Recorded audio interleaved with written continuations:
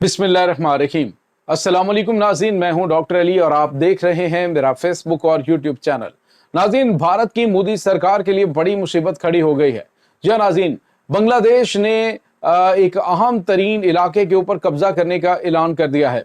जबकि दूसरी जानिब नाज़रीन, एक और बड़ी और अहम तरीन खबर है कि जो ईरान का दारुल हुकूमत तेहरान है, वहाँ पर एक बड़ा ही खौफनाक धमाका हुआ है।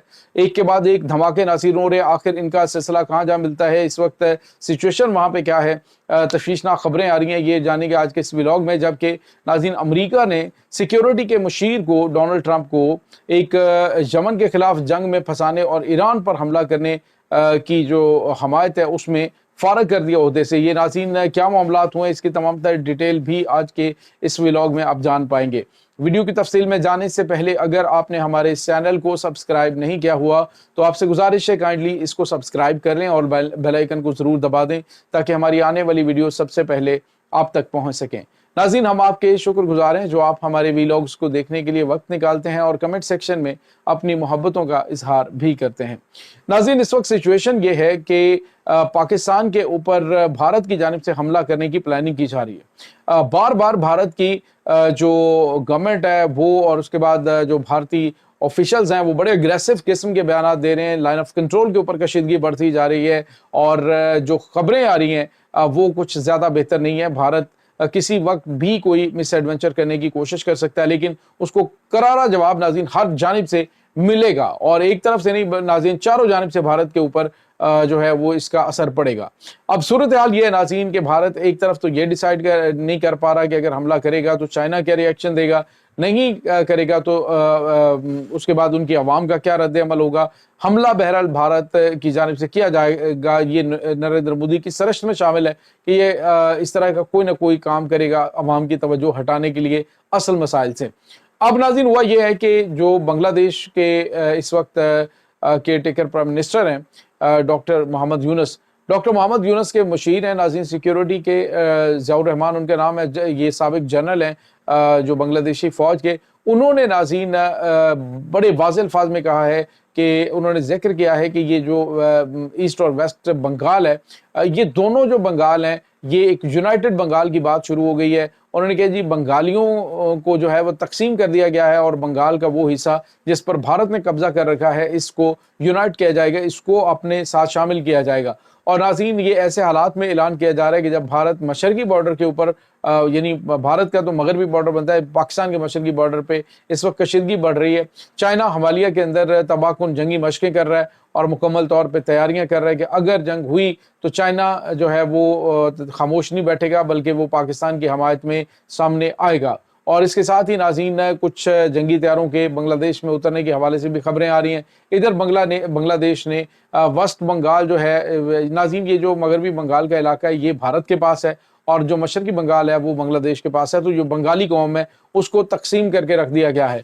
तो भारत के अंदर जो बांग्लादेश के अंदर ये अब जो है आला ऑफिशल्स की जानिब से इस पर बात किया जाना ये बहुत गैर मामूली है। और ऐसे हालात में कि जब भारत जो है वो दूसरे बॉर्डर पे एंगेज होगा तो उसको यहाँ पर एंगेज किया जा सकता है और जो 7 सिस्टर रियासतें हैं उससे भी भारत जो है वो हाथ धो सकता है। पाकिस्तान बांग्लादेश से भारत के ऊपर भी अटैक कर सकता है। यानी वही जो स्ट्रेटजी थी, जो वार प्लान उस वक्त बनाए गए थे, वो वार प्लान अब दोबारा से एक्टिव हो चुके हैं 1971 से पहले के जो वार प्लान थे। और अब नाज़रीन, भारत कि मोदी सरकार जो है उसकी पॉलिसीज उसके गले का फंदा बनती जा रही हैं। गोदी मीडिया पहले तो गले फाड़ फाड़ कर पाकिस्तान के खिलाफ और बड़ी बड़ी बातें करता रहा, लेकिन पाकिस्तान ने भी इन चाणक्य की चालों को बड़ी डिटेल से समझा हुआ है, ने स्टडी किया है और पता है इनको कि इनको किस तरह से डील करना है। अब सूरत हाल ये है कि बबांगी दोहल जो भारतीय मीडिया वो ये कह रहा है कि पाकिस्तान दुनिया को धोखा देता है कि वो गरीब मुल्क है। पाकिस्तान जो है वो ऐसा नहीं है जैसा वो बताता है। यहाँ तक कि उन्होंने जावेद अख्तर जो एक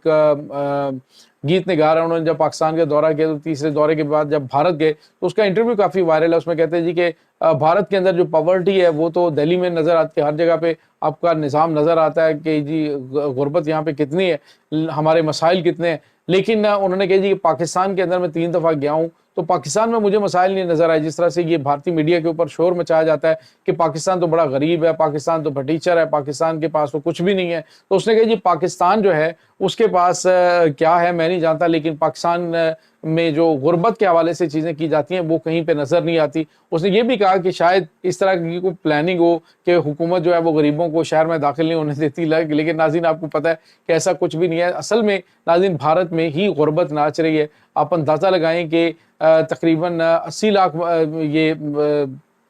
कई करोड़ बंदा तो उनका ये है जो कि 5 किलो आटा हुकूमत से राशन जो है वो मंथली लेता है, तो उसकी हालत का आप अंदाज़ा लगा सकते हैं कि कैसी है।